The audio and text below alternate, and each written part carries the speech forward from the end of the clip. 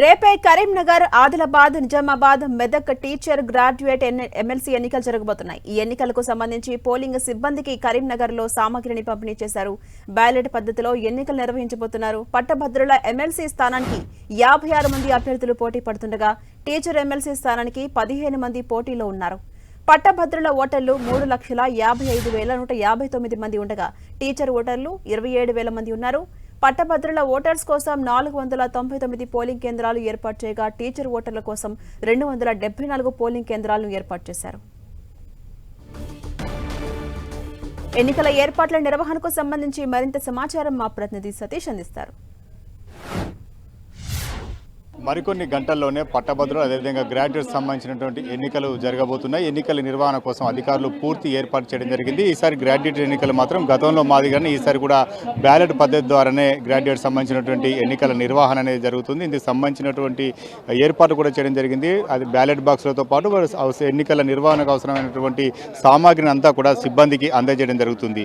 ఉమ్మడి 4 జిల్లాలకు సంబంధించినటువంటి ఎన్నికలు కాబట్టి సజావుగా నిర్వహించేందుకు అన్ని ఏర్పాట్లు చేయడం జరిగింది. రేపు ఉదయం 8 గంటల నుంచి సాయంత్రం 4 గంటల వరకు పోలింగ్ జరగనున్న నేపథ్యంలో ఎటువంటి చర్యలు చేపట్టారో తెలుసుకునే ప్రయత్నం చేద్దాం. ప్రస్తుతం నాకు అందుబాటులో అసిస్టెంట్ రిటర్నింగ్ ఎన్నికల అధికారి మహేశ్వర్ ఉన్నారు. ఎన్నికలకు సంబంధించి సజావుగా నిర్వహించేందుకు ఎలాంటి ఏర్పాటు చేశారు, ఎన్ని పోలింగ్ కేంద్రాలు, ఎంతమంది స్టాఫ్ను ఉపయోగిస్తున్నారు? కరీంనగర్ ముఖ్యంగా కరీంనగర్ తీసుకున్నట్లయితే 103 పోలింగ్ స్టేషన్లు ఉన్నాయి. దాంట్లో 81 గ్రాడ్యుయేట్ ఉంది. అలాగే 22 తీసుకున్నట్లయితే టీచర్స్ ఉన్నాయి.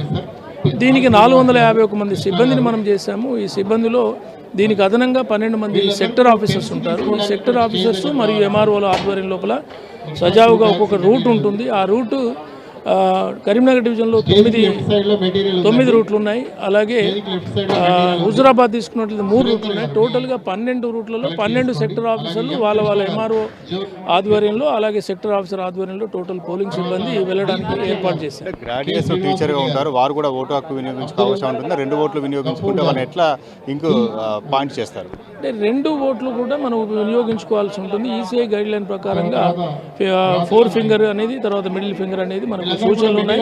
ఆ సూచనలన్నిటి కూడా మనము ట్రైనింగ్ క్లాస్ లోపల presiding officer, assistant presiding officer, teachers లోపల మనం క్లియర్గా ఎక్స్ప్లెయిన్ చేయడం జరిగింది. ఎన్నికలు ముగిసిన తర్వాత సార్ బాక్సులన్నీ కూడా కరీంనగర్ కేంద్రానికి రావాల్సి వస్తుందా, లేకపోతే అక్కడ లోకల్గా స్ట్రాంగ్ రూమ్లు ఏర్పాటు చేసి అక్కడ భద్రపరుస్తారా? ఇంటర్మీడియట్ స్ట్రాంగ్ రూమ్స్ అనేవి లేవు. ఎలక్షన్ కమిషన్ యొక్క ఇన్స్ట్రక్షన్ ప్రకారంగా ఇంటర్మీడియట్ స్ట్రాంగ్ రూమ్స్ లేవు కాబట్టి ఈచ్ అండ్ ఎవ్రీ రూట్ అధికారి పీఓ అండ్ ఏపీఓ డైరెక్ట్గా వాళ్ళ వెహికల్తో సహా, వాళ్ళ బస్సు రూట్ యొక్క బస్సుతో సహా కరీంనగర్కి చేరుకోవాల్సి ఉంటుంది. అక్కడే గ్రాడ్యుయేట్ సెంటర్ ఉంటుంది, అక్కడే టీచర్స్ ఉంటుంది. కొన్ని చోట్ల ఏం చేస్తున్నాం, దానికి దగ్గరలో టీచర్స్ ఉంటుంది కాబట్టి దానికి అందుబాటులో గ్రాడ్యుయేట్ టీచర్స్ 2 కూడా అందుబాటులో ఉండే విధంగా ఏర్పాటు చేశారు.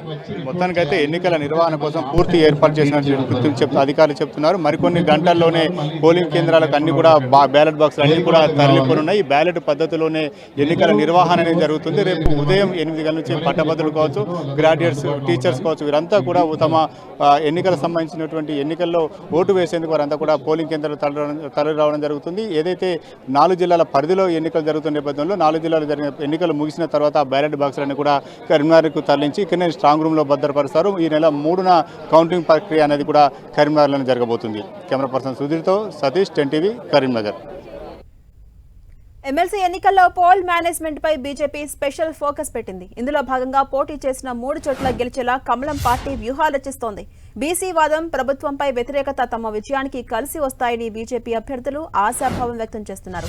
రేపు ఎమ్మెల్సీ ఎన్నికలకు పోలింగ్ జరగబోతూ ఉండగా ఇప్పటికే పోలింగ్ కేంద్రాలకు సామాగ్రి చేరిపోయింది. పోలింగ్ నిర్వహణకు అధికారులు అన్ని ఏర్పాట్లు చేశారు.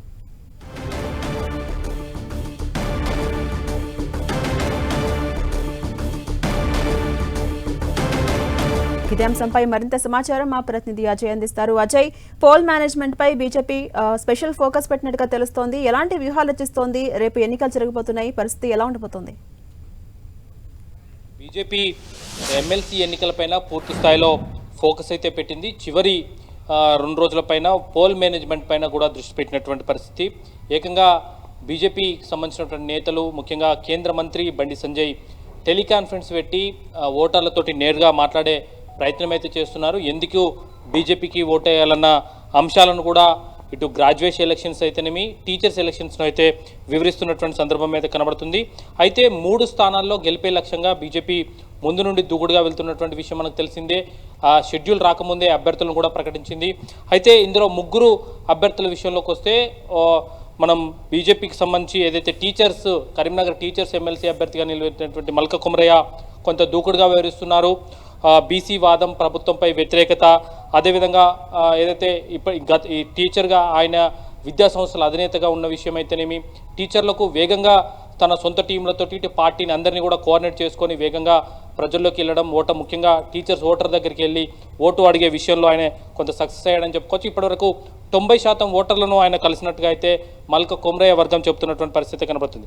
ఇక కరీంనగర్ గ్రాడ్యుయేషన్ ఎమ్మెల్సీ అంజిరెడ్డి విషయానికి వస్తే ఆయనకు పార్టీ నుండి కొంత మద్దతు లభించినప్పటికీ కూడా అనుకున్నంత స్థాయిలో పార్టీ మద్దతు ఆయనకు ఇవ్వలేదు అనే చర్చ సాగుతుంది. ముఖ్యంగా స్థానికంగా ఉన్నటువంటి లీడర్లు, ఇక్కడ నుండి వెళ్ళినటువంటి క్యాడర్ కూడా పూర్తి స్థాయిలో సహకరించలేదన్న చర్చ కూడా ఉన్నటువంటి పరిస్థితి కనబడుతుంది. 40% లీడర్లకు కూడా ఆయన రీచ్ కాలేదన్న చర్చ కూడా జరుగుతుంది. మరొక వైపు నల్గొండలో కూడా ఇదే పరిస్థితి నెలకొన్నటువంటి పరిస్థితి, అక్కడ సరత్తు రెడ్డి పరిస్థితి కూడా అదే స్థాయిలో ఉన్నట్టుగా చెప్పుకోవచ్చు.